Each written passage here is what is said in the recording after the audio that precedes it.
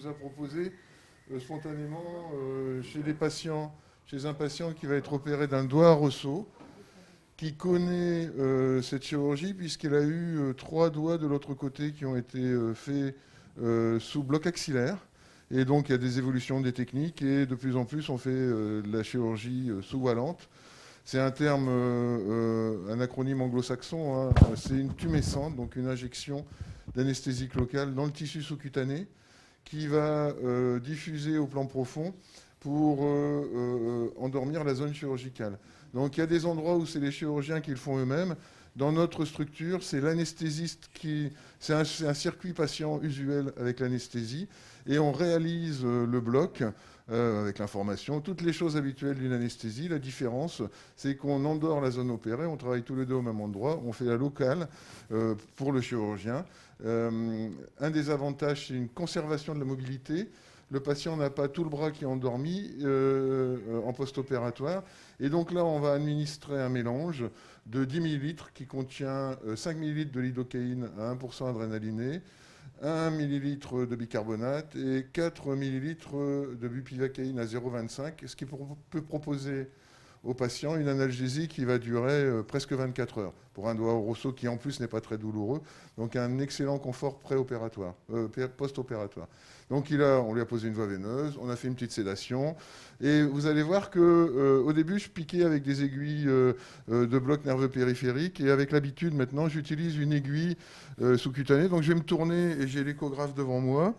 Alors je vais le faire comme ça pour la caméra, pour que le monsieur de la caméra puisse positionner la caméra sur les doigts. Voilà. Et donc on a ici au milieu de l'écran, si vous avez l'image, on a un tendon, le truc blanc, la structure ronde avec une ligne blanche en dessous hyperéchogène, c'est un de ces tendons. Je me déplace un tout petit peu.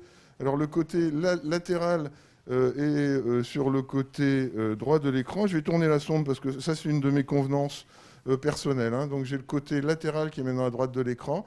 Je mets au milieu de l'écran, sous la flèche jaune, vous avez le paquet vasculo-nerveux entre les deux métatarsiens, carpiens. Bravo. Ça, c'est classique quand on est filmé. Et donc, j'ai une aiguille qui est très, très fine et je vais aller la positionner dans le tissu sous-cutané. Alors, je vais augmenter juste un tout petit peu le gain pour, voilà, pour peut-être que vous ayez une meilleure visualisation. Je me mets à l'aplomb de la zone chirurgicale et je vais donc passer la peau. Monsieur, je vais passer la peau, je peux y aller ? Donc, il y a une bonne sédation, ne réinjectez pas de produit, ça va aller. Je me déplace. Je pique au milieu de la sonde et je vais passer la peau. Voilà. C'est un petit peu désagréable. Voilà, j'enlève l'échographie. Et vous pouvez regarder maintenant ce qui se passe. Voilà, je vais commencer à injecter. Et on a un gonflement. Voilà, au niveau de la paume de la main. Voilà. Allez, on voit qu'on commence à voir les tissus. Alors, il y a une petite bulle d'air qui s'est positionnée. Voilà. Olivier, du coup, l'injection de bicarbonate avec, ça sert à... Alors, c'est censé diminuer la douleur de l'injection. D'accord. Voilà, je fais un demi-cc. Et tu utilises deux anesthésiques différents, anesthésiques locaux différents? Alors, il y en a pas quelque chose qui est interdit, ça, normalement? Ah non, non, un mélange d'anesthésiques locaux ne sont pas interdits, hein. Donc là, je suis presque au-dessus du tendon. Je ne sais pas si vous voyez le point blanc à l'image. Alors, je vous le mets au milieu de l'écran. Il y a un point blanc, c'est le tube de l'aiguille qui est en sous-cutané. En fait, je me sers de... Voilà, et là, on voit la diffusion. Il y a sous le tube de l'aiguille qui est au milieu de l'écran. Je vais vous le remettre au milieu de l'écran. À 2 mm de profondeur, vous avez un point blanc. Et là, hop, j'ai dépassé. Vous voyez que les structures de chaque côté du tendon sont en train... Je suis à 1 millilitre, hein, et on a déjà une magnifique diffusion d'anesthésique locale. Et on voit la paume de la main qui va commencer à... Alors, ça gonfle. Voilà. Je suis maintenant... Ça va plus vite puisque j'ai rompu, on va dire, les fascias. Donc là, je suis maintenant à 3 millilitres d'anesthésique locale. Voilà. Alors, vous verrez que plus on progresse... Voilà, donc là, c'est un peu hyperéchogène. Vous voyez la diffusion anesthésique qui se fait en profondeur, alors que j'ai injecté, vous voyez que tout le paquet vasculo-nerveux est complètement refoulé, l'image a complètement changé. Et avec le temps, on voit que j'arrive à injecter et j'ai quasiment tout le produit qui passe maintenant sur le côté latéral. Vous avez le paquet vasculo-nerveux latéral, le tendon qui est refoulé, toujours l'aiguille au milieu de l'écran, et donc toute la diffusion anesthésique locale. Si vous pouvez faire un zoom sur la main, on voit que ça commence à blanchir. Je suis à 4 millilitres. Et en fait, au début, je piquais plusieurs fois, Mathieu, tu vois. Et maintenant, je pique une seule fois et j'injecte tout doucement. Il faut être patient. Voilà, il faut être très très patient. 5 millilitres. On peut comme ça mettre 60 millilitres, mais bien, c'est pas utile. Hein. Non, je blague, c'est une boutade. Hein, là, je vais m'arrêter, on va m'étaler. On va mettre 5 millilitres. Alors, vous avez vu que j'ai piqué en médial par rapport au 5e doigt. Hein. Et donc, le chirurgien incise ici, mais si on avait une incision qui se prolonge sur les différents doigts, on ne pique jamais la phalange distale. À cause, si jamais vous avez une ischémie au niveau de la... Donc, c'est quand même avec la phalange distale qu'on palpe, hein, surtout au niveau de l'index et du pouce, donc je ne pique jamais la phalange distale. Donc maintenant, je peux me mettre au niveau de la phalange proximale. Je n'ai pas mis beaucoup de gel, mais voyez à nouveau le paquet vasculaire. Il faut remonter la profondeur, c'est parce que vous n'avez pas désactivé le... Alors, je désactive toujours les boutons. On a donc un Venue. Celui-là, c'est le Fit, hein, c'est ça? C'est un Venue Fit. Et là, on a de nouveau le tendon sur la première phalange. Et vous avez le paquet vasculo-nerveux que je vais mettre presque au milieu de l'écran. Et donc, en fait, avec l'habitude, vous voyez, même la phalange blanchie, je n'utilise pas forcément l'échographe pour toutes les procédures. Et je vais aller piquer ce coup-ci en latéral. Je passe la phalange. Voilà. Il y a déjà un petit peu d'hypoesthésie. Et si vous zoomez sur le doigt, vous allez voir le doigt qui va gonfler. Voilà, et là je vérifie même pas en éco-guidage, hein. C'est le gonflement du doigt qui va me permettre, on a aussi le ronflement du patient, c'est un des avantages de la sédation. Donc pourquoi je mélange les anesthésiques locaux?